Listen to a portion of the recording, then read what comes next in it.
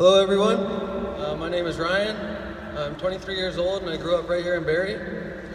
I'm currently going through an opiate addiction and my counselor has asked me to come here today to speak to you all about the challenges I've overcame in my life and also the challenges I'm still facing due to my bad problems with substance abuse. What I hope you learn today from what I share is that getting involved with drugs and eventually having an addiction doesn't just happen to people with messed up families or a hard life. It can happen to anyone, and when it does, it can cause a lot of pain and trouble for not only yourself, but for all the people around you. So today I'm going to share with you what happened to me, and I hope you can take something away from this, and you'll think twice before trying drugs. This is my first time speaking to a group, so please bear with me, and that's why I have my notes written out. There'll be an opportunity to ask questions at the end if you like. So let's start with me telling you about myself. I went to Innisdale High School, and growing up I was a huge sports guy. I played at the highest level of both hockey and lacrosse. That's pretty good too. Other players' parents and coaches would always tell me I have a great chance to go somewhere, but that was all taken from me due to my substance use and bad choices. I have a younger brother who is 2 years younger than me, and I also have an amazing family behind me who would do anything and everything to help me and support me, even now after all the pain and stress I put them through. It is because of my bad choices and addiction that I'm currently before the courts. I'm charged with trafficking in fentanyl and cocaine, and also have been charged with criminal negligence causing bodily harm. The short story on this is a friend asked me if I could get her some drugs, which I did. She got the wrong drugs by mistake, and before she could be stopped, she took them and some people got hurt. Everyone was okay, but it was a very dangerous and scary situation.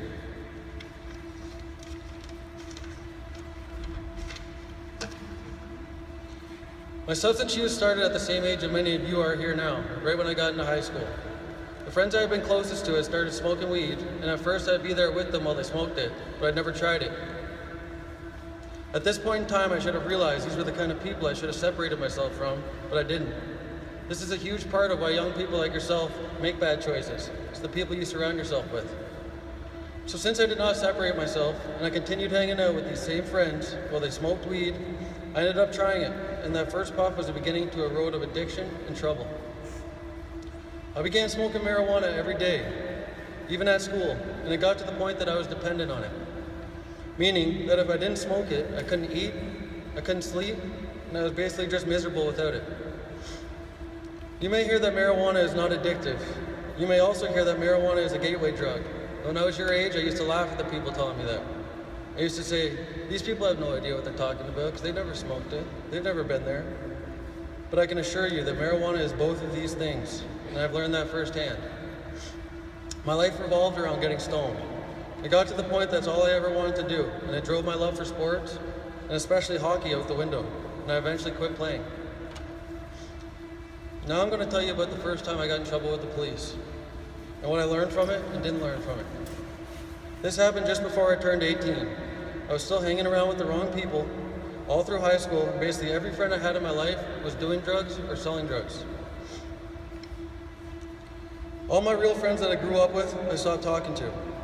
I would go on drives with the friends to pick up the drugs, which again, was a terrible choice. Throughout my speech, you'll hear a lot about choices, because this is what life is all about. You either make good choices, which leads to a good, successful, and happy life, or you make bad choices, which leads to trouble, stress, and a lot of pain for not only yourself, but everybody who cares about you.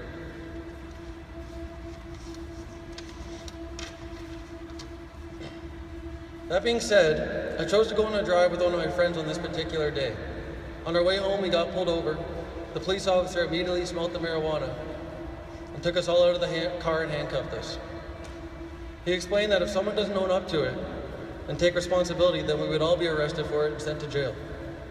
I figured the friend who actually got the marijuana would own up to it, but he never did. Here's another lesson. The people you think are your friends are the same ones that would do whatever they needed to protect themselves.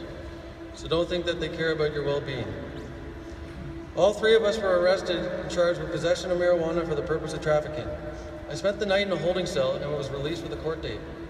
This was my first experience with the court system, and I received a year probation for being in the car that day. The problem was that I was dependent on the marijuana at this point, so I continued to smoke it. The problem with the situation was that I didn't learn anything from it. Looking back, I wish I was sent to some sort of program or started to see a counselor. but I didn't have to do anything like that. It didn't make me scared of getting in trouble. Instead, now that I went through it, I felt like if it happens again, it's not that big of a deal. I was just so stupid at that time. As I came to the end of my high school career, I did manage to graduate with some help from a great teacher who seen potential in me. I started working full-time right out of school at a pool place. It was a very hard physical job with a lot of heavy lifting and long hours in the heat. I was on a crew installing above-ground pools, which every member of the 6-man crew was taking drugs. My tolerance from smoking every day over the last 3 or 4 years was so high that marijuana would barely do anything for me anymore, no matter how much I smoked. And let me remind you once again that I did not have a bad life. I had a great family and I was a popular guy. I was genuinely happy all the time, and I wasn't depressed at all. There was nothing I was trying to forget about or escape from by taking substances. It basically just came down to the people I hung out with and the choices I made. The drugs that people were taking that I worked with were painkillers, or otherwise known as opiates. They told me it helps them work and takes away all their pain from the heavy lifting and wheelbarrowing all day.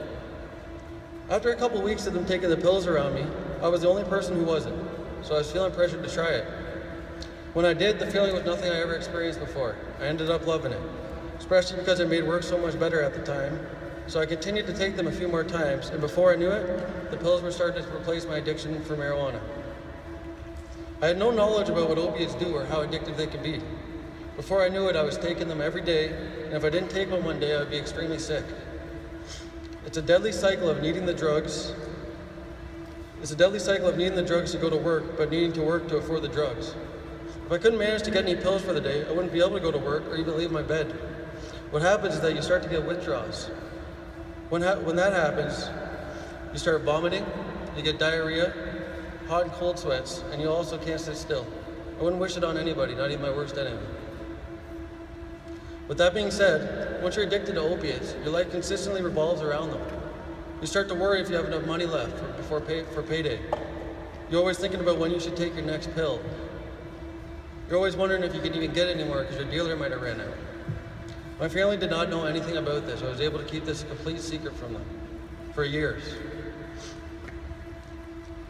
This lifestyle went on for a couple of years as I was building pools and continued into other jobs. I tried on my own a few times to get off the drugs, and I was successful, but only for a short period of time. Eventually, I would end up in the wrong situation with the wrong person, and as like I said earlier, it's back to choices. I would make a bad choice, and I'd be right back into it. I can't begin to explain to you, once you're into this life, how hard it is to get out. My tolerance had built up to the oxys, and they weren't doing much for me anymore, just like the marijuana. I decided to go and try something stronger, so I knew some of my friends who were taking heroin at the time, so I asked to try it. My addiction went from taking an oxy pill every day to sniffing lines of heroin every day. And I began to replace the oxys with heroin altogether, and that was my new drug of choice. The point I'm trying to get across to you guys here is that this all stemmed from my marijuana use in high school, and now it ended up a heroin addiction. I have what you would call an addictive personality. Anything I end up trying that I like, I just can't get enough of. It could be video games, junk food, gambling, or whatever. And today I'm able to realize that and understand why I was not able to make those best choices at the specific times. I always had a good heart though. Even through all the drug use, I would never steal from anybody, and I was not a violent person at all. Once I started using heroin, my addiction was costing me around $100 to $150 a day, which was more than I made in a day. I couldn't afford my rent, my bills, and I would always be out of money. It was very hard. My lifestyle surrounding drugs was getting worse, and everything happened so fast that I didn't realize how bad into it I was. Then an incident happened that has completely changed my life. I mentioned about this earlier. A friend asked me if I can get her some drugs, which I did. She got the wrong drugs by mistake. Before she could be stopped, some people got hurt. Opiates are a very dangerous drug, and if you've never taken them before, it can be deadly. Luckily, everyone was okay, but because of my bad state of mind, my addiction, and other things, I made a terrible mistake and people were hurt, and it was a devastating lesson.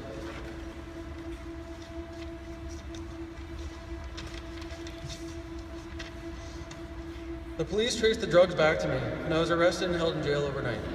Thank God I have the supportive family I do, because without them, I wouldn't have been able to get the opportunity to change my life and get healthy. This terrible situation may have actually saved me. The seriousness of it, the fact that friends of mine were hurt, was the wake-up call I needed.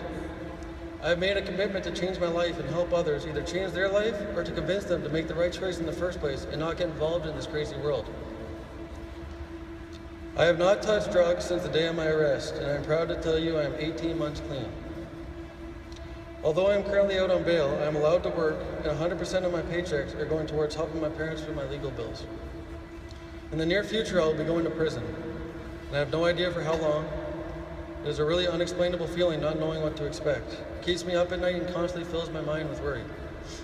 But at the end of the day, I have taken responsibility for the choices I made, and I am ready to face the consequences. As bad as the situation is, I am grateful in a way that this happened to me. This was a real eye-opener. I have completely changed my life. I've cut out every bad person in my life, and I've been clean off drugs for 18 months. I got a fresh start. After going through this nightmare with drugs and looking back, not even realizing how bad into it I was and how quickly everything happened, I have decided I want to help people who fall into addiction problems just like me. My goal is to become an addiction counselor, just like the one I talked to, Sheldon. Sheldon has helped me. Sheldon has been a huge piece of my recovery. I never thought that talking to someone would help me, but after my first session, not long after I got out of jail, it was amazing how much talking to someone who can relate to me and understand me helped me. If you have any problems you guys are going through, it doesn't have to be linked to addiction or substance use. It could be anything. I really suggest you go talk to a counselor. I come from a great family, I was always happy, and I have really had no problems in my life. So I want you to understand that this doesn't only happen to people with mental health issues or people that have big problems in their life they're trying to escape from. This can happen to anybody. So in closing, as I mentioned at the start, this is my first time getting in front of other people to share this. But I'm doing this in hope that I can show you firsthand how addiction can take over your life. I could have never imagined in my life I'd be going to prison, and a lot of this has to do with the people I surrounded myself with and wanted to fit in with my friends at the beginning. What I want you to take away from my talk today is, I just want you guys to make good choices. Even just smoking weed can lead to a lifetime of drug use. This can happen to anybody from any kind of background or family. If you've already tried drugs, please stop. And if you haven't, then please don't start. If you do find yourself heading in the wrong direction, for any reason at all, please tell somebody close to you. One of my biggest mistakes was hiding this whole thing from my family. If I would have told them and came clean with them in the first place, then I could have avoided all this trouble and still got the same help I'm getting now. Thank you very much for listening to me today. It was my pleasure sharing this with you.